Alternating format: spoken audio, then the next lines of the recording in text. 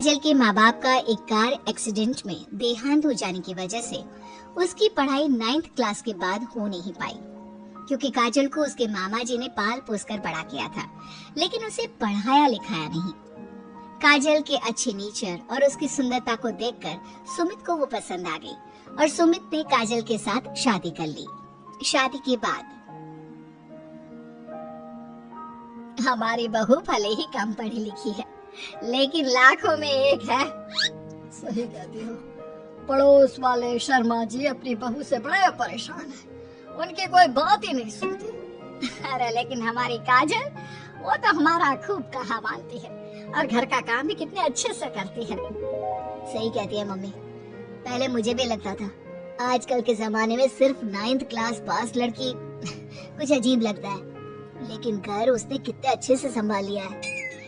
अब बेटा, पढ़ाई तो वो अपनी परिस्थितियों की वजह से नहीं कर पाई, लेकिन बाकी काम तो अच्छा ही करती है। अच्छा मम्मी, शाम को मेरे ऑफिस के दोस्त और उसकी वाइफ घर पर आ रहे हैं काजल से मिलने के लिए। अरे ये तो बहुत अच्छी बात है बेटा, लेकर आओ तुम्हारे दोस्तों को। शाम के वक्त काजल, ये मेरा दोस्त अजय है और ये उसकी पत्नी Sonali. Hello Kajal, how are you? Are you working somewhere?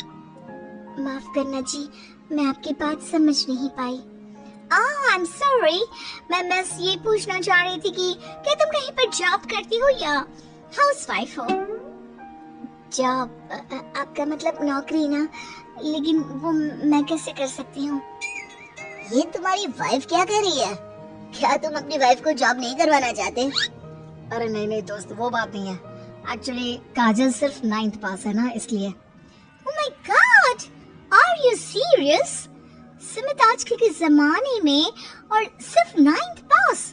आजकल तो गांव की लड़कियां भी कॉलेज की पढ़ाई पूरी करती है। काजल, क्यों पढ़ाई नहीं की तुमने? बस मेरे सामने कुछ ऐसी प्रॉब्लम थी जिसकी वजह से मैं पढ़ाई नहीं कर पाई जी। सुमित को अपने दोस्तों के सामने बहुत अजीब लगता है कि सब लोग इतने पढ़े लिखे हैं और उसकी बीवी सिर्फ 9th पास है, लेकिन वो काजल को बहुत पसंद करता था, इसलिए वो काजल से कुछ नहीं कहता। लगता है इनको इनके दोस्त के सामने बहुत अपमान जैसा महसूस हो रहा है। मुझे आगे की पढ़ाई करनी चाहिए, कम से कम 10वीं पास करना तो बहुत जरूरी लगता है। अगले दिन, मम्मी जी, मुझे आपसे कुछ जरूरी बात करनी थी जी। हाँ हाँ बोलो बेटा, क्या बात है? मम्मी जी, दरअसल मैं ना 10वीं क्लास की पढ़ाई करना चाहती हूँ, 10वीं पास करना चाहती हूँ। लेकिन बेटा, अब घर के इतने सारे काम, जिम्मेदारियों के बीच तुम 10वीं की पढ़ाई कैसे करोगी? पापा जी, मेरा बहुत मन है, प्लीज मना मत करिए ना जी। अरे ठीक है बेटा, जैसे तुम्हारी इच्छा। तुम 10वीं का फॉर्म भर दो। काजल खुश होते हुए वहाँ से चली जाती है। कुछ दिनों के बाद, मम्मी, क्या आपने सच में खुश होकर काजल को आगे की पढ़ाई करने की परमिशन दे दी? मेरा मतलब है, वो पढ़ाई करेगी तो घर का सारा काम, जिम्मेदारी कौन संभालेगा? अरे देखो बेटा, काजल हमारा इतना ख्याल रखती है, अब उसने हमसे परमिशन मांगी थी तो हम कैसे मना कर देते।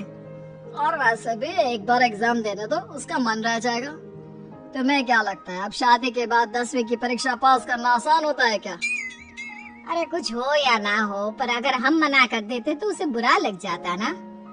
हाँ वैसे आपकी बात तो ठीक है।